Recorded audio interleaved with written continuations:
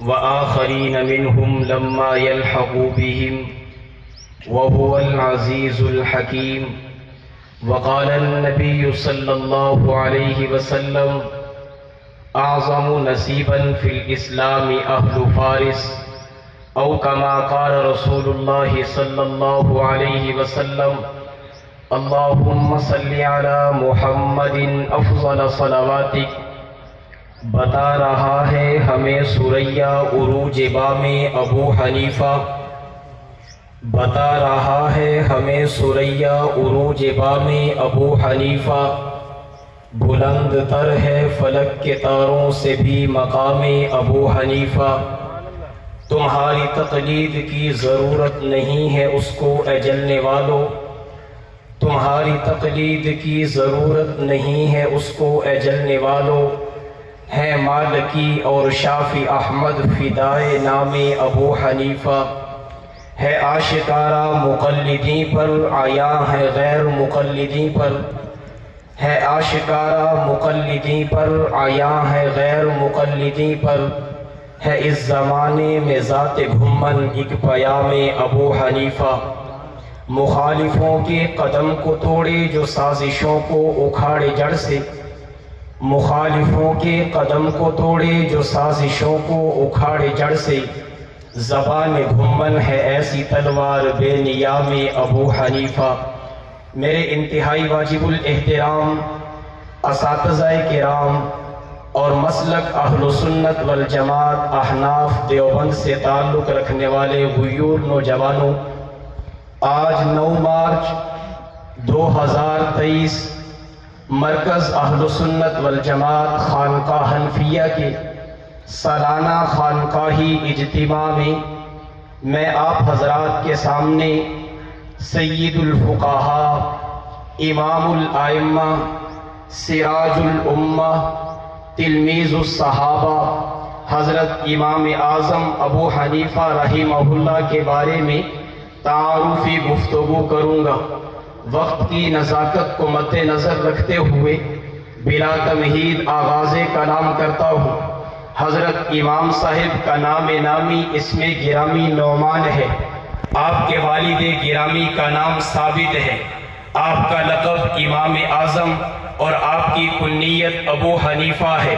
آپ کے تعارف میں سب سے پہلی چیز آپ کا نام ہے۔ سوال یہ ہے کہ آپ کے اسم گرامی اور آپ کی ذات عالی میں مناسبت کیا ہے؟ امام ابن حجر مکی رحمہ اللہ نے اپنی کتاب الخیرات الحسان میں اس کی متعدد مناسبتیں ذکر کی ہیں۔ میں فقط ایک مناسبت آپ کی توجہ کی نظر کرنا چاہوں گا۔ امام ابن حجر مکی رحمہ اللہ فرماتے ہیں کہ نعمان ایک خوشبودار گھاس کو کہا جاتا ہے جس کی خوشبو میلوں دور تک پہنچتی ہے۔ چونکہ امام صاحب کے علمی کمالات نے انسانی زندگی کے تمام شعبوں کو متاثر کیا ہے اور آپ ہی کی وجہ سے سنت نبوی کی خوشبو اطراف عالم میں پھیلی ہے، اس لیے آپ کا نام نعمان ہے۔ آپ کے تعارف میں دوسری چیز آپ کی کنیت ابو حنیفہ، یہ حقیقی اور نسبی کنیت نہیں ہے جیسا کہ بعض کم علم اور کم فہم لوگوں کا خیال ہے اور وہ امام صاحب پر اعتراض بھی کرتے ہیں۔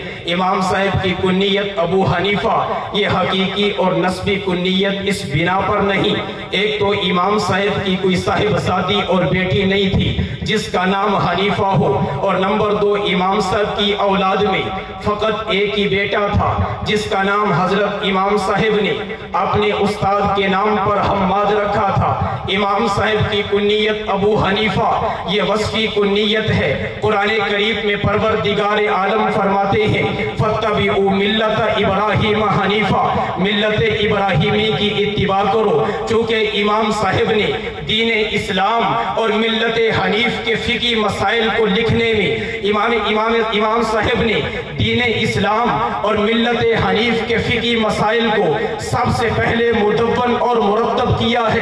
اس بنیاد پہ امام صاحب کو ابو حنیفہ کہا جاتا ہے اور آپ کے پیروکار حنفی کہلاتے ہیں۔ آپ کے تعارف میں تیسری چیز آپ کا لقب ہے، آپ کا لقب امام اعظم۔ سوال یہ ہے کہ آپ کو امام اعظم کیوں کہا جاتا ہے؟ اس کی متعدد وجوہات علماء امت نے ذکر کی ہیں، میں چند ایک وجوہات آپ کی توجہ کی نظر کرنا چاہوں گا۔ امام صاحب کو امام اعظم کہنے کی پہلی وجہ یہ ہے کہ قرآن کریم میں آپ کی پیشین گوئی موجود ہے، وَآخَرِينَ مِنْهُمْ لَمَّا يَلْحَقُوا بِهِمْ۔ اب سوال یہ ہے کہ یہ امام صاحب کی پیشین گوئی کیسے ہے؟ اس میں تو امام صاحب کا نام نہیں ہے۔ میں دلیل کے طور پر آیت استخلاف کو پیش کرنا چاہوں گا، وَعَدَ اللَّهُ الَّذِينَ آمَنُوا مِنْكُمْ وَعَمِلُوا الصَّالِحَاتِ لَيَسْتَخْلِفَنَّهُمْ فِي الْأَرْضِ كَمَا اسْتَخْلَفَ الَّذِينَ مِنْ قَبْلِهِمْ۔ جس طرح یہ آیت کریمہ حضرات خلفائے راشدین کی خلافت پہ پیشین گوئی ہے، لیکن اس میں حضرات کا نام نہیں ہے، اسی طرح اس آیت کریمہ میں بھی حضرت امام صاحب کا نام نہیں ہے، لیکن آمد کی پیشین گوئی موجود ہے۔ قرآن کریم میں آپ کی آمد کی پیشین گوئی ہونے کی وجہ سے آپ کو امام اعظم کہا جاتا ہے۔ آپ کے امام اعظم ہونے کی دوسری وجہ یہ ہے کہ حدیث مبارکہ میں آپ کی پیشین گوئی موجود ہے، آپ کی پیشین گوئی موجود ہے۔ کنز الامال کی 12ویں جلد میں روایت ہے، مسند دلمی میں بھی اس کو روایت کیا گیا ہے، امام حاکم نے بھی اپنی تاریخ میں اس کو روایت کیا ہے۔ اللہ کے نبی صلی اللہ علیہ وسلم ارشاد فرماتے ہیں، اعظم نصیبا فی الاسلام اہل فارس۔ اسلام میں زیادہ تر حصہ یہ اہل فارس کا ہے، اور یہ کھلی اور واضح حقیقت ہے کہ ائمہ مجتہدین میں فقط امام ابو حنیفہ ہی فارسی النسل ہے۔ اس لیے اس حدیث مبارکہ کا کامل مصداق حضرت امام ابو حنیفہ ہی بنتے ہیں۔ تو جب اہل فارس یہ اعظم نصیب ہیں تو ان کا امام کوئی عام امام نہیں بلکہ امام اعظم ہوگا۔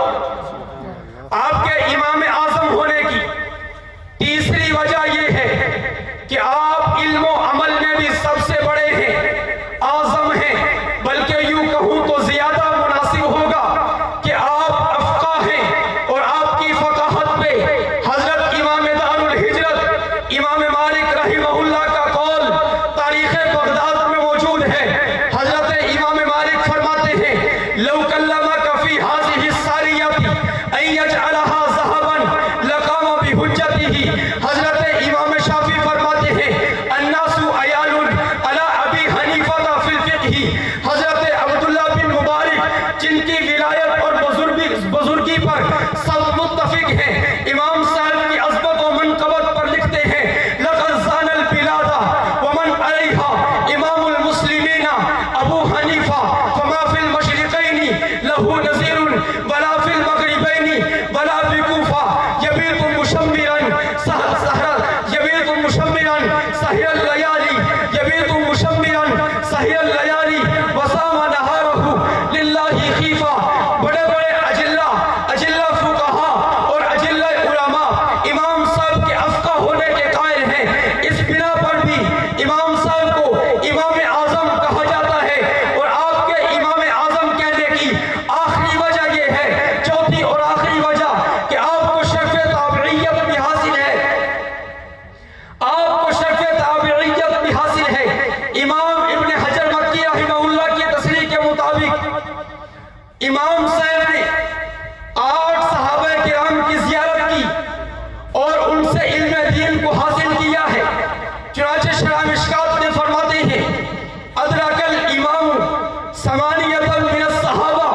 دوسرے لفظوں میں یوں کہنا چاہوں گا کہ حضرت امام صاحب کو صحابہ کرام کی رویت اور صحابہ کی روایت کا شرف بھی حاصل ہے۔ اس بنیاد پہ امام صاحب کو امام اعظم کہا جاتا ہے۔ آخر میں حضرت امام صاحب پر ہونے والے اعتراض کا جواب دینا اپنی ذمہ داری سمجھوں گا۔ اعتراض یہ ہوتا ہے کہ امام صاحب کو امام اعظم کیوں کہا جاتا ہے؟ یہ تو نبی علیہ السلام کی توہین ہے۔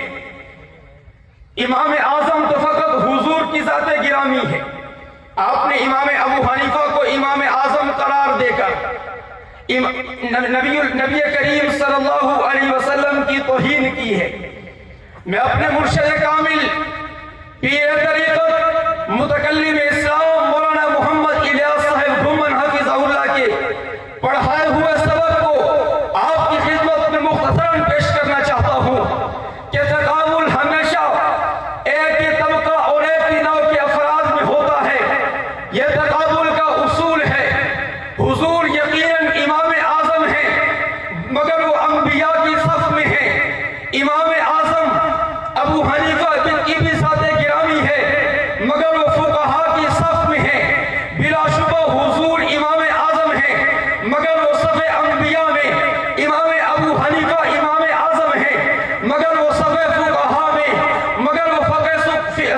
فقہا میں ہیں، اس لیے امام صاحب کو حضور کے مقابلے میں لے جانا اور پھر اعتراض کرنا یہ عقل مندی کی دلیل نہیں بلکہ کم علمی اور بے وقوفی کی نشانی ہے۔ امام اعظم ابو حنیفہ کی عظمتوں کو سلام لکھوں، امام اعظم ابو حنیفہ کی عظمتوں کو سلام لکھوں، ہے دنیا جن کی مقلد اکثر، میں کیوں نہ سب کا امام لکھوں۔